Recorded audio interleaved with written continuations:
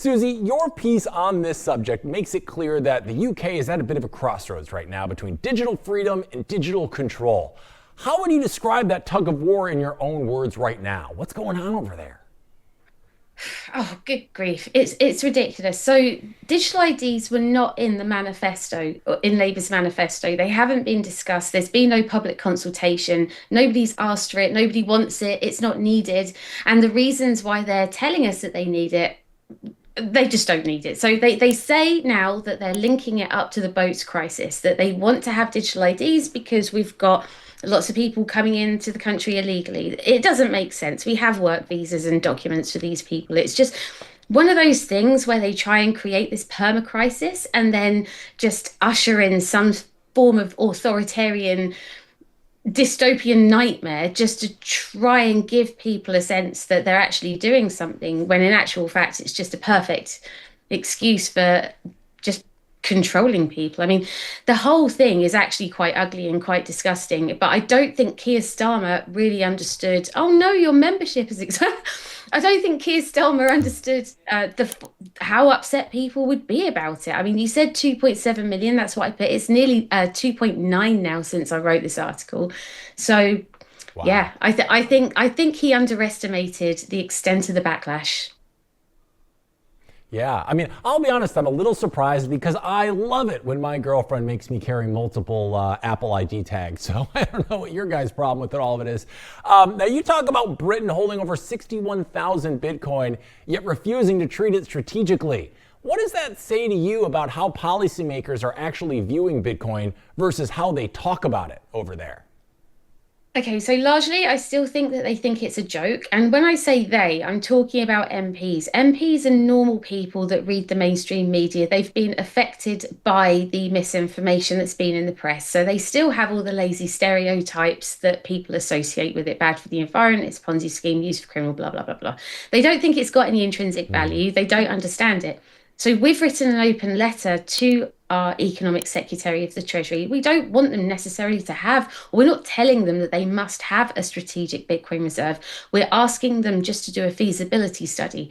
When Emma Reynolds, the Economic Secretary to the Treasury in March, was at the Fixed Asset Digital Asset Summit and was asked about this, or March or May. It was around about the time that the US were actually putting in or Trump was discussing a strategic Bitcoin reserve.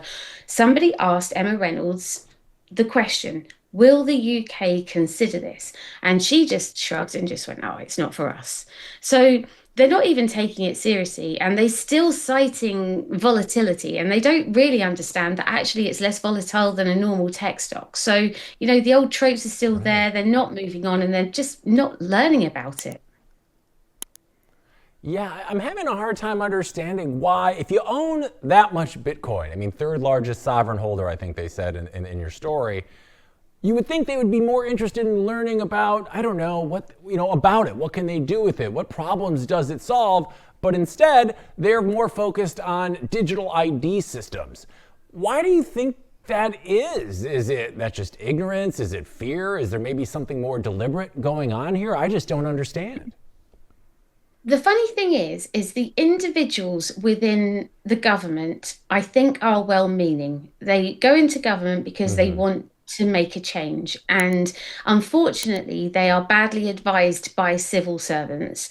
And it's very difficult to get the correct information to them. When I came back from Liverpool, I actually sat on the train opposite somebody who was working on digital IDs at the Tony Blair Institute. It was Oh, uncomfortable. Yeah, it was uncomfortable. And the funny thing is when I explained where I was from, he just said, "Well, you're not going to change my mind." And I thought, do you know what's interesting? I don't want to change your mind. I just want people to be in receipt of good information so they can make up their own right. mind. I don't want to be a dictator or tell people what they think. But it was interesting how he went straight to that, right? You're not going to change my mind. And I'm like, I just want people to be well informed. But the thing is, Right. what they cite is that digital IDs are going to be inclusive. They're not. There are lots of studies to No. suggest the very opposite. So not only are they saying that it's going to help stop the boat crisis, where there's absolutely nothing to suggest that that's true. Plus, as I said before, we have other forms of digital IDs that would solve that problem if they wanted to actually implement the law. Um, they're just full of. I was going to say shit. They're full. They're full of it. They just make stuff up as they go along, and they're definitely not inclusive. That is provable, but that's what they're telling the public.